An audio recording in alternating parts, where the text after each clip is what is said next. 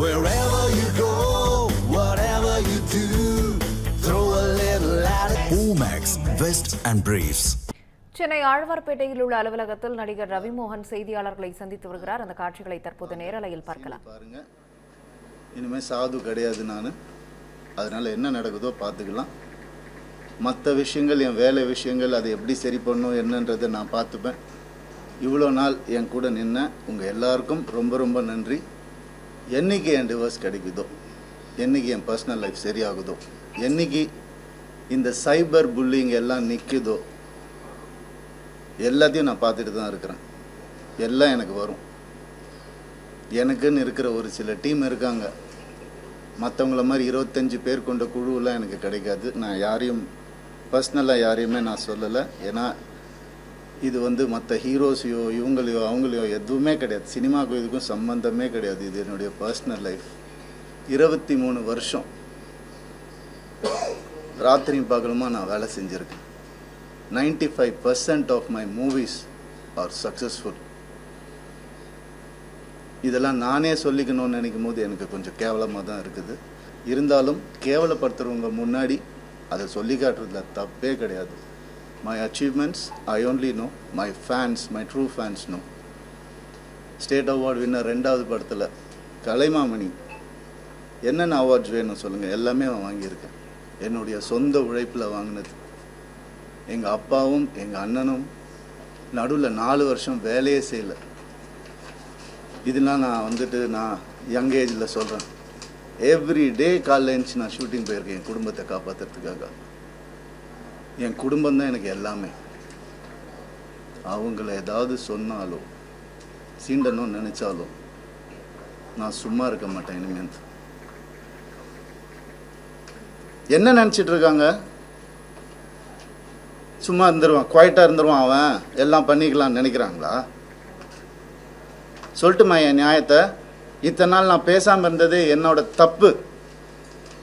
சரி விட்டுருங்க, போடுறோம், பார்க்கலாம். பொம்பளை இது அது. என்னங்க பொம்பளை? என்ன ஆம்பளை பொம்பளை? என்ன ஃபெமினிசம்? ஃபெமினிசம்னா என்னன்னு தெரியுமா யாருக்காவது? ரேப்புக்கு அகைன்ஸ்டா படம் எடுத்தவன்னா படம் ஓடுமா இல்லையான்னு தெரியாது. இதை எப்படி எடுக்கணும்னு யாருக்கும் தெரியாது. கண்டிப்பா தேவைன்னு சொல்லி அந்த படத்தை நான் எடுத்தேன். கஷ்டப்பட்டு பண்ணது நான். பெண்களுக்கு உரிமை இருக்கணும்னு சொன்னது நான் என் படங்கள்ல. என்ன சொல்றீங்களா பெண்களை பத்தி தெரியாதுன்னு? எனக்கு எங்க அம்மா என்ன அப்படி வளர்க்கல. பேராண்மை படத்துல நான் சொன்ன டயலாக் எல்லாருக்கும் இன்னைக்கு வரைக்கும் சொல்லிட்டு இருக்காங்க. பெண்கள் மிகப்பெரிய சக்தி, அது தேவையில்லாம வீணடிக்க கூடாதுன்னு நினைக்கிறேன். நான் சொன்னேன். ஏன் 14 வருஷம் இருந்தேனே நான் என்னோட எக்ஸ் லைஃப்ல. அப்பெல்லாம் சொல்லி அவர் கடவுள், அவர் திட்டினதே கிடையாது, நான் தான் திட்டுவேன். எல்லா இன்டர்வியூ இருக்கு, எல்லா எவிடன்ஸும் வருது, நிறைய இருக்கு. 2 வருஷம் நான் குவாய்ட்டாக இருந்தது உண்மை ஜெயிக்கணும், சத்தியம் நிலநாட்டணுன்ற ஒரே காரணத்துக்காக தான் நான் குவாய்ட்டாக இருந்தேன். எல்லாம் வருது.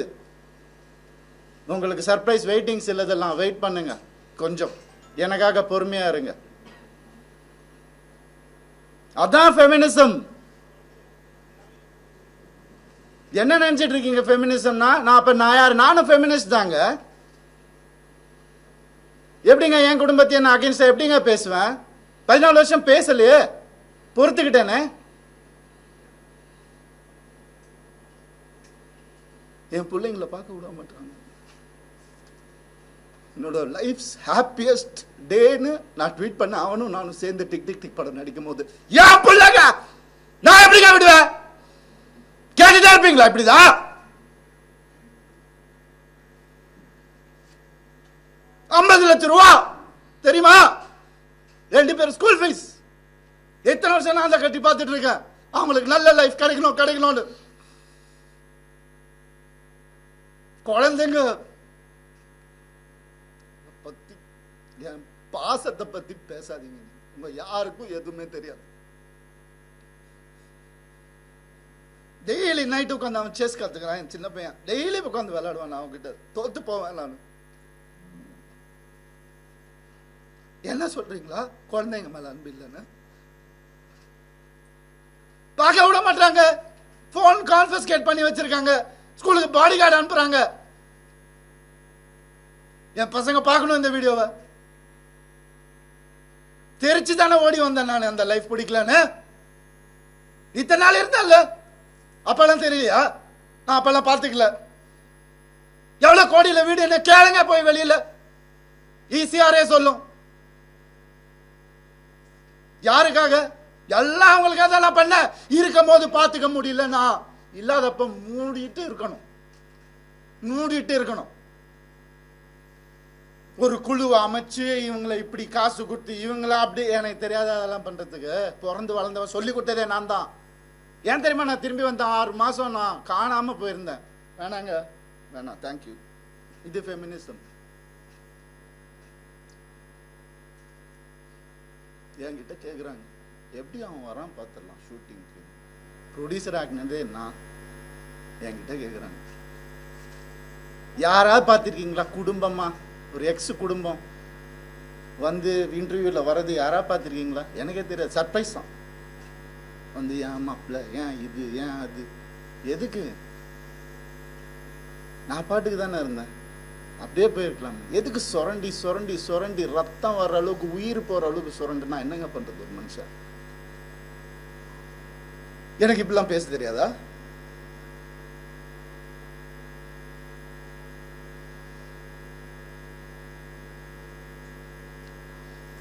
பர்டிகுலரா நான் சொல்லணும்னு நினைக்கிறது இந்த சைபர் புல்லிங் விஷயம். ஒரு பொண்ணு அனுப்பிச்சிட்டீங்க, ரொம்ப தேங்க்ஸ். அதுக்காகலாம் நான் இன்டர்வியூலாம் வைக்கலங்க. அவங்க எங்கே இருந்தாலும் நல்லதாக இருக்கணும், அவ்வளோதான். வேறு எதுவுமே இல்லை. கெனிஷாவை காலி பண்ணி அனுப்பிச்சிட்டீங்க நீங்கள் எல்லாரும். சைபர் புல்லிங் உங்களெல்லாம் நான் சும்மாவே விட போகிறதில்ல. என் அண்ணனுக்கு நடந்ததுனால, தம்பிக்கு நடந்ததுனால நான் இதான் பண்ணுவேன். ஏன்னா நான் யாருன்னு தெரிஞ்சவங்க சில பேர் மட்டும்தான். நான் உண்மையாக யாருன்னு தெரிஞ்சவங்க எனக்கு சப்போர்ட் பண்ணுறவங்க. எந்த ஹீரோவாது இன்னொரு ஹீரோவை பற்றி சொல்லுவான், அவன் மனசால கூட யாருக்கும் கெடுதல் நினைக்க மாட்டான். என் கார்த்தி சொன்னான். நான் யார் பேரையும் எடுக்க விரும்பல. நண்பன் பிரபுதேவா சார் சொன்னார், ஐசிர் சார் காப்பாற்றினார் என்னை. கொஞ்ச நாள் வீட்டை விட்டு நான் எதுவுமே இல்லாமல் வந்தவன் நான். இப்போ நான் வாடகை வீட்டில் இருக்கிறேன். அவங்க எல்லாம் நல்லா இருக்கு. நான் கோடிக்கணக்கான கட்டின வீட்டில் நல்லா தான் இருக்கு. எனக்கு தெரியாத வெளியே போன்னு சொல்லி எவ்வளோ நேரம் ஆகும் எனக்கு? என்னங்க இதெல்லாம்? ஒரு மனுஷனை நிம்மதியை வேலை செய்ய விடாட்டி எப்படிங்க?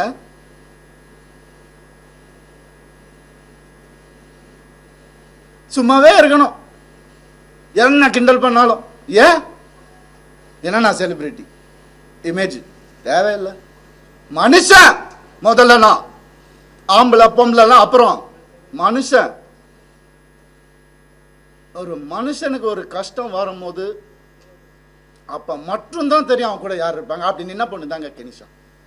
எப்படி வளர்ந்தவங்க தெரியுமா அவங்க? அவங்க வீடியோ போட்டு அதுல ஒரு சைபர் புல்லிங். ஒரு பொண்ணு என்ன புரிஞ்சுக்கிச்சு. ஏன் பார்க்காத ஹீரோயினாங்க? என் வேலையே அழகான பொண்ணுங்க கூட தான் நடிக்கிறது. அதான் என் வேலையே. எப்படி அழகில் மயங்கி போயிட்டாங்களா? இத்தனை வருஷம் சொல்ல. அவங்களுக்கு ஒரு ரீசன் தேவை. எதுக்கு போறான்னு தெரியக்கூட. இதை புடி போடு, எவிடன்ஸ் கிரியேட் பண்ணு, இது பண்ணு, இன்வெஸ்டிகேஷன் ஆஃபீஸரை கூப்பிடு. வரும், எல்லா ப்ரூஃப் வருது, எல்லாம் வரும். ஒவ்வொன்றா வெளியே வரும். அவங்க குடும்பத்திலிருந்தே வரும். அவங்க குடும்பத்திலேருந்தே நிறைய பேர் என்கிட்ட கான்டாக்ட் பண்ண. உனக்கு எதாவது வேணும் நான் சொன்ன, நான் வந்து வாயை பொத்திக்கிட்டு வேண்டாம், தேவையில்லை, நான் ஹேண்டில் பண்ணிக்கிறேன். ஒரு நாளில் என் டைவர்ஸை நான் முடிச்சிருப்பேன். நான் பசங்கன்றதுக்கு ஒரு காலந்த வாயை மூட்டு இருந்தேன். நான் என்னெல்லாம் அந்த போய் கேட்டு பாருங்க. அந்த வீட்டில் என்னெல்லாம் நடந்திருக்குன்னு ஊருக்கே தெரியும். அந்த வீட்டில் என்னெல்லாம் நடந்திருக்குன்னு. எங்கள் அப்பா அம்மா கையெடுத்து காலில் ஊந்து கேட்டாங்க. நான் வேணாப்பா அந்த குடும்பம்னு சொன்னாங்க. எனக்கு அச்சதை போடும் போதே இப்படி தான் போட்டாங்க. நாசமா போன்னு தான் போட்டாங்க. என்னால் சொன்னதை கேட்க மாட்டேன். இன்னைக்கு நடந்துருச்சு. எத்தனை நாள் வேலை செய்யவில்லையா? அதான் ஃபெமினிசம். அவர் தான் சொன்னார் வேலை செய்யவில்லைன்னு. சரி, ஏன்னா அப்பா அம்மா வந்துட்டு வேலையெல்லாம் எதுக்குப்பா நீ தான் சம்பாதிக்கிற அப்படிலாம் சொன்னாங்க. சரி, வீட்டை விட்டு வெளியே வந்துட்டோம். அப்பயாவது கேட்க வேண்டியது என்ன? ஃபெமினிஸ்ட் இருந்தால் என்ன பண்ணணும்? நான் போவேன் வேலைக்குன்னு சொல்லியிருக்கணும்ல. என்ன நினச்சிட்டு இருக்காங்க எல்லாரும்? இதில் வேற ஒரு சப்போர்ட் அவங்களுக்கு. அந்த இது பேர்லாம் எடுக்கக்கூடாது, கேஸ் வரும். புரியுது எனக்கு. ஆல்ரெடி 100 கேஸ் இருக்குது என் மேலே. ஆல்ரெடி கடன் இருக்குது, எல்லாமே இருக்குது என் மேலே. இருந்தாலும் உங்கள் எல்லாருக்காகவும் நான் சிரிச்சுக்கிட்டே இருக்கேன். எப்போவுமே சிரிச்சுக்கிட்டு எங்கேயாவது எனக்கு சோகம் தெரிஞ்சுதான். ஏன்னா நான் சந்தோஷமாக இருந்தேன் நான். தெரிச்சு தானேங்க வந்தேன். வந்தவனை கூட நிம்மதியாக வாழ விடாட்டி ஒரு ஒரு ஒரு சின்ன ஒரு அன்பு இருந்திருந்தா எதுக்கு வந்திருப்பேன், ஏன் வந்திருப்பேன்? யாராவது யோசிச்சு பார்த்தீங்களா? நான் இப்படி பேசணுமா? இத்தனை வருஷம் நான் கஷ்டப்பட்டு வாழ்ந்து என் மேலே ஒரு பிளாக் மார்க் இல்லாமல் 23 வருஷம் எவனாவது இருக்கானா கேட்டு பாருங்க. 23 வருஷம் எப்படின்னே புரியல எனக்கு. எப்படி ஏன் நிம்மதியா இருக்க விட மாட்டீங்க எனக்கு புரியல. என்ன தப்பு நான் செஞ்சேன்? லீகலா ஏதாவது தப்பு செஞ்சேனா நான்? இல்ல. எப்படி 45 வயசுல எப்படிங்க அந்த அழகு பின்னாடி ஓடுற? என்னங்க பேசுறீங்க? அழகான ஹீரோயின் கூட நடிகர் தாங்க என் வேலையை. அப்பெல்லாம் போடாத, இப்ப ஏங்க ஓடணும்? ஒரு ரீசன்.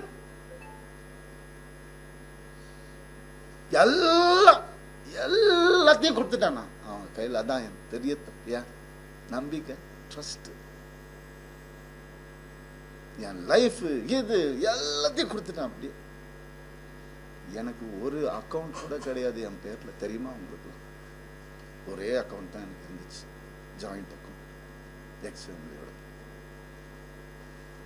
எங்க சொன்னாலும் ஸ்வைப் பண்ணாலும் உடனே போய் என்ன எதுனால என்ன ஏன் இவ்வளவு? நான் தானே சம்பாதிக்கிறேன். ரொம்ப அநியாயம் நடந்திருக்கு எனக்கு ரொம்ப அந்த வீட்டில் ரொம்ப அநியாயம் நடந்திருக்கு.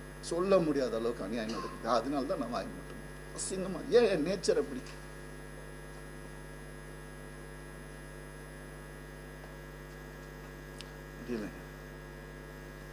எப்படி ஒரு ஒரு ஒரு டீமை அமைச்சு ஒருத்தனை எப்படி காலி பண்ணலாம்? நான் உயிரோடு இருக்கக்கூடாது அவங்களுக்கு. மேக்சிமம் அதுதான் நடந்துரும். கண்டிப்பா நடக்கும் இது. ஆனா நான் எல்லாரையும் முடிச்சுட்டு தான் நான் போவேன். சந்தோஷமா போவேன், சிரிச்சுட்டே தான் போவேன். ஆல்ரெடி எல்லாம் ஸ்டார்ட் ஆயிடுச்சு. ஃபோக்கஸ் பண்ணிக்கோங்க. I started hurting myself. என் குழந்தைங்களை என்ன பார்க்க விடல. I started hurting myself. இந்த கை பார்த்துக்கோங்க, நார்மலாக தான் இதுதான் நடக்கும். அதான் உங்களுக்கு வேணும். I gave into everything, not anymore.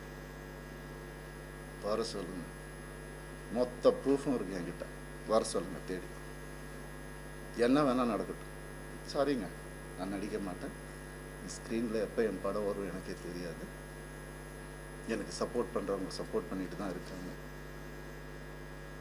அதனால் உங்கள் எல்லாரையும் சாரி சொல்லிக்கிறேன். தயவு செஞ்சு வேண்டி கேட்டுக்கிறேன். என்னோட இந்த டெசிஷனை இப்படியே விட்டுருங்க. என்னால் வேலை செய்ய முடியல. நான் என் பர்சனல் லைஃப்பை க்ளீன் பண்ணிவிட்டு எனக்கு என்ன இமேஜ் இருந்ததோ அதை நான் காப்பாற்றிக்கிட்டு நான் கண்டிப்பாக திரும்பி வருவேன். அது கடவுள் கையில் இருக்கு. எவ்வளோ சீக்கிரம் முடியுமோ நான் சீக்கிரமாக முடிச்சிடுறேன்.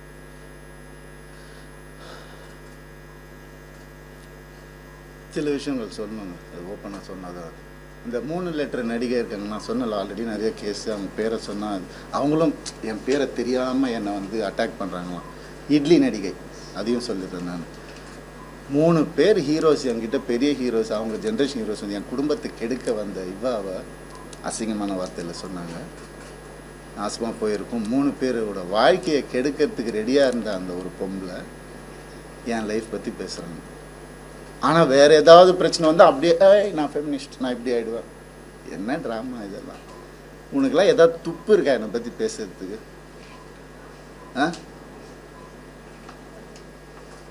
எப்படி இப்படிலாம் மனுஷங்க இருக்காங்கன்னு புரியல எனக்கு. நான் யார், நீ யார்? பர்சனல் லெவலில் டச் பண்ணது. என்னோட நல்லா நடிப்பியா? நடிச்சுக்கோ. ஐயோ காலில் நானே உழுறேன். அவார்டு வாங்குறியா? வாங்கிக்கோ. பர்சனல் லைஃப்பில் மனுஷன் இவன் தப்பான மனுஷன் அதாவது பேசின நீ இன்னொரு தடவை உனக்கு என்ன அறிகதை இருக்குது பேசுறதுக்கு? நீ என்ன பெத்தியா எல்லாரையும் இல்லை அடி.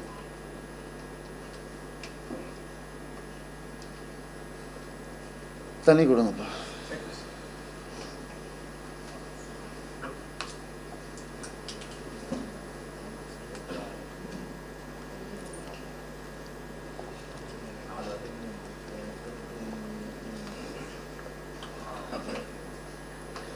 ரத்தம் வந்தி வந்துட்டு இருக்கு எனக்கு. பிளாக் மேஜிக் பண்ணிட்டு இருக்காங்க எனக்கு. நான் இருந்தப்பவும் பண்ணிட்டு இருந்தாங்க, அவன் பேச்சை கேட்கணுன்னு அப்படியே பொட்டி பாம்பு மாதிரி வச்சுருந்தாங்க. எனக்கு தெரியுது, நான் தெரியாமல் இல்லை, அதுதான் அப்பா அம்மா கொடுத்த அறிவு தெரியுது. ஆனால் அப்பா அம்மா வளர்த்த நேச்சர் என்னை காலி பண்ணிட்டே இருந்துச்சு. இத்தனை வருஷம் முதுகில் குத்துறாங்கன்னு தெரியும், அவங்க எனக்கு தெரியாதுன்னு நினச்சிட்ருக்காங்க. எவ்வளோ நாள் நானும் மாறிடுவாங்க, கடவுளை வேண்டிக்கிறேன், இப்படி ஆகிடும். நான் என்ன தான் பண்ணுறேன்? வேலைக்கு போகிறேன், வரேன், ஒரு நிம்மதி இல்லைன்னா என்ன பண்ணுறேன்? ஒரு மரியாதை இல்லைன்னா என்ன பண்ணுறது? வீட்டில் அவ்வளோதானே கேட்குறேன், நான் பேசிக் தானே கேட்குறேன். இதில் என்ன ஆம்பளை பொம்பளை எனக்கு புரியல. சீக்கிரம் குத்துங்க, வாங்கிக்கிறேன் நான். அப்படி தான் என்ன இத்தனை நாள் வேலைக்கு போயிடுறேன் நான். ஏன் இப்போ நான் வெளியே போய்ட்டு யார் கூடயோ போனது தான் உங்களுக்குலாம் தெரியும். அதுக்கு முன்னாடி நான் 2 வருஷம் ஹோட்டலில் அங்கே இங்கே தங்கினதெல்லாம் உங்களுக்கு தெரியாது, இல்லை யாருக்கும் தெரியாது. ஏன்னா நான் சொல்லலை. 4 வருஷம் இன்னையோட 4 வருஷமாக எனக்கும் சம்மந்தம் இல்லை. இப்போ நடந்தது தான் அவங்க எல்லாருக்கும் தேவை. அதை தான் அப்படியே ஜோடித்து இப்படி பண்ணி கிளாசிக் வச்சுருப்பாங்க நிறையா. ஏஐயில் க்ரியேட் பண்ணி எவிடன்ஸ், எனக்கு தெரியாது, அது ரியல் எவிடன்ஸே எடுத்துகிட்டு வரேன். எனக்காக பேசுகிறவங்களும் இருக்காங்க. இதெல்லாம் தப்பு. ஒருத்தரோட வாழ்க்கையில் விளையாடக்கூடாது, ஒருத்தரோட இமேஜில் விளையாடக்கூடாது. என்ன நடந்துச்சு உங்களுக்கு எப்படி தெரியும்? இப்போ இருந்து பாருங்க 2 நாள் முடியுமா? இல்லை, இப்போ இருந்தவங்களுக்கு தானே தெரியும். நீங்கள் ஏன் பேசுகிறீங்க? Cyber bullying pricks. உங்களால் எத்தனை பேர் செத்து போயிருக்காங்கன்னு தெரியுமா உங்களுக்கு? எத்தனை பேர் சூசைட் பண்ணியிருக்காங்கன்னு தெரியுமா உங்களுக்கு? நான் போயிடுவேன், உங்க எல்லாரையும் எடுத்துட்டு தான் போவேன் நான். பிளடி குழந்தைங்கள்ல இருந்து டீனேஜர்ஸ்ல இருந்து உங்களால செத்து போயிட்டு இருக்காங்க. Cyber bullying pricks. வெக்கமா இல்ல உங்களுக்கு எல்லாம்? என்ன நினைச்சிட்டு இருக்கீங்க?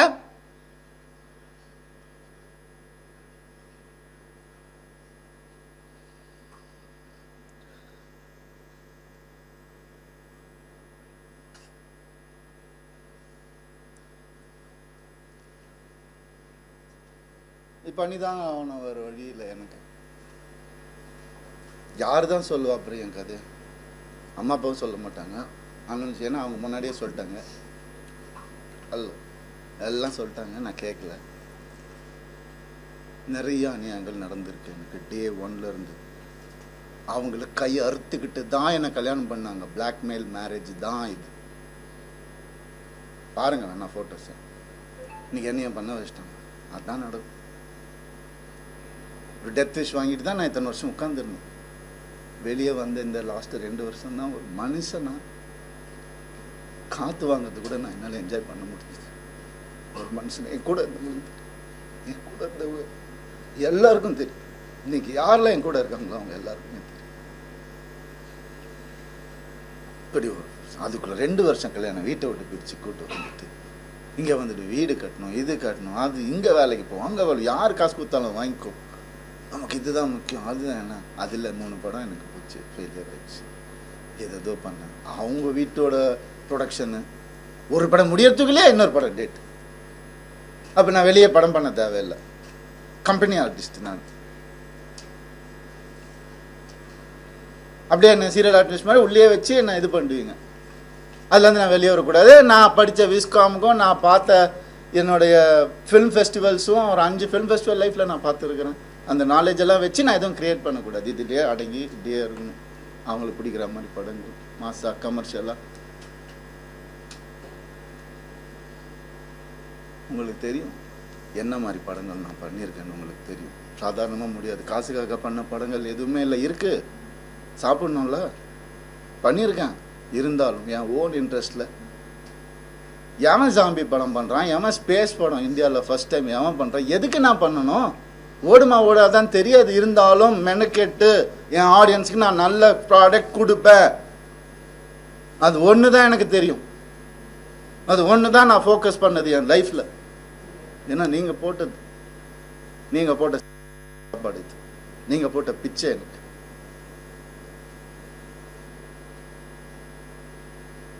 சைபர் புல்லிங்க்கு பிச்சை போடணும். அவங்க ஃபாலோவர்ஸை நான் ஏன் டெவலப் பண்ணணும்? நான் பேச மாட்டேன்.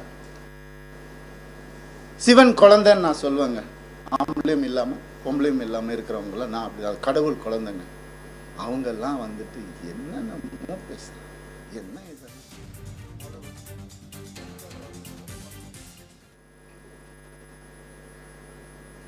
என்ன எங்கே போனேன் நான்? உங்கள் கண்ணு முன்னாடி தான் கெனிஷான்னு ஒரு டாபிக் வந்தால் நான் கண்ணுமே பண்ணிட்டு இருக்கோம். நாங்கள் ஒரு பொண்ணு புரிஞ்சுக்கிட்டு அதையும் தொத்தி அமுச்சு விட்டுட்டீங்க. அவங்க ஃபெமினிஸ்ட் எப்படி இறங்கி ஆர்எம்எஸ் லான்ச்சில் ஒவ்வொரு ஸ்க்ரீன் கிளாத்லேருந்து ஒவ்வொரு நீடிலேருந்து இது இங்கே தான் இருக்கணும் அங்கே தான் இருக்கணும் இறங்கி வேலை பார்க்குறாங்க. இன்னொருத்தர் காசில் சொகுசாக வாழ்ந்துக்கிட்டு என்னை வாடகை வீட்டில் ஒத்துட்டு அப்படி இல்லை. இது அதுக்காக பேசவும் இல்லை. எங்கே இருந்தாலும் நல்லா இருக்கட்டும்ங்க. கடவுள் பார்த்துப்பாரு. கடவுளுக்கு தெரியும் எது உண்மை எது போய் எல்லாமே தெரியும். அவர் பார்த்துப்பாரு. I'm very happy actually. But என்னால் வேலை செய்ய முடியும். செய்வேன். சொல்லும் போது தான் செய்ய முடியும். நான் அது வரைக்கும் எனக்காக கொஞ்சம் பொறுமையாக இருக்கு.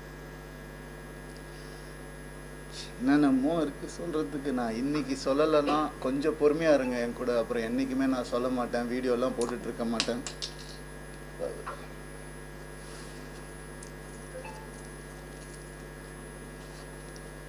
ஒரே ஒரு செகண்ட்.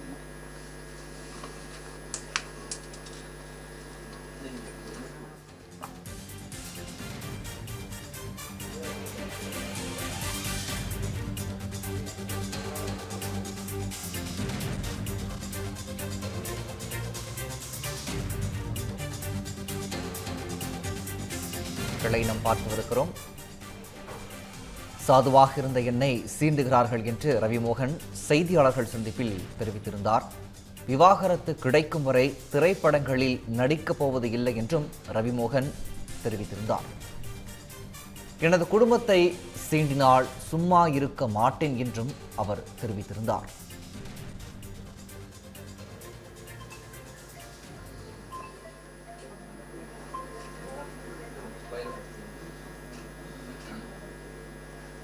ஆம்பளை கூட எப்படி இருங்க நான் அவங்கக்கிட்ட போய் கற்றுக்க சொல்லணும். அதுதான் உண்மை.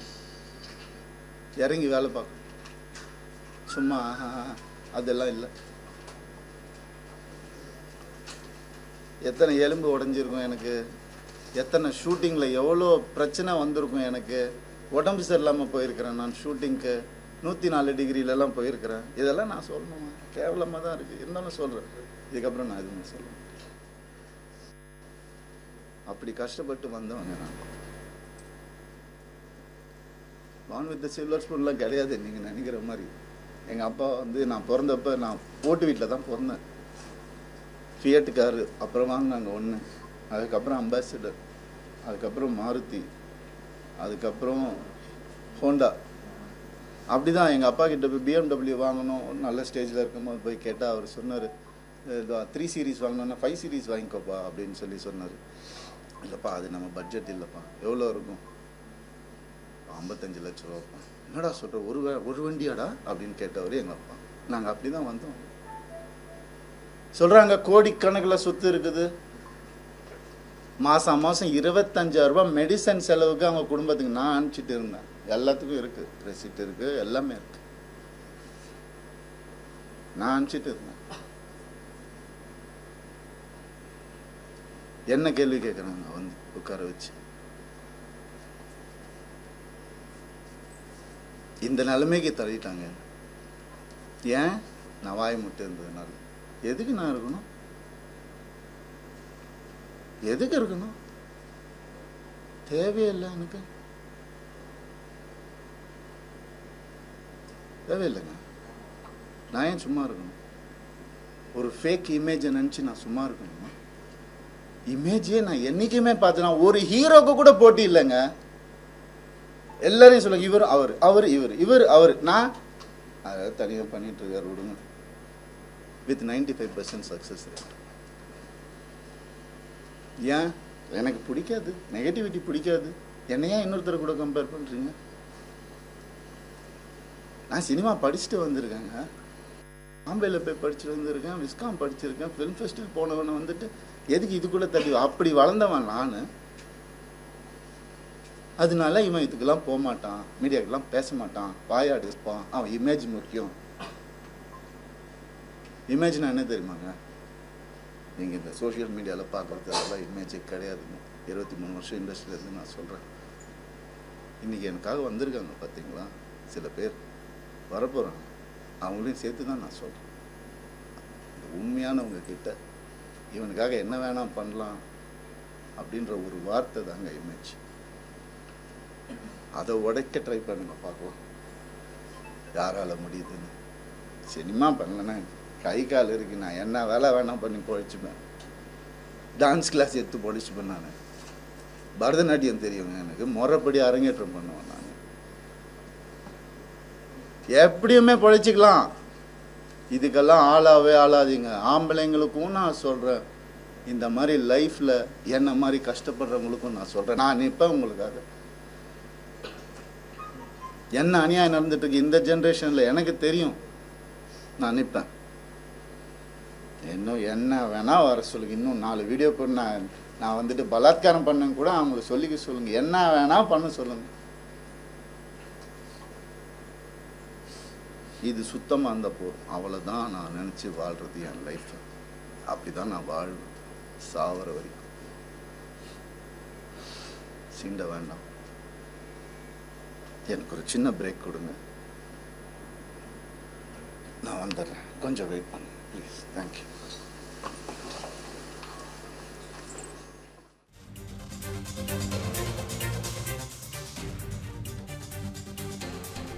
சென்னை ஆழ்வார்பேட்டையில் நடிகர் ரவிமோகன் செய்தியாளர்களை சந்தித்து வரும் நேரடி காட்சிகளை பார்த்து வருகிறோம். சாதுவாக இருந்த என்னை சீண்டுகிறார்கள் என்று அவர் குறிப்பிட்டு பேசியிருந்தார். என்னை மிரட்டிதான் திருமணம் செய்தார்கள் என்றும் அவர் குறிப்பிட்டிருந்தார். விவாகரத்து கிடைக்கும் வரை திரைப்படங்களில் நடிக்கப் போவது இல்லை என்றும் அவர் திட்டவட்டமாக தெரிவித்திருந்தார்.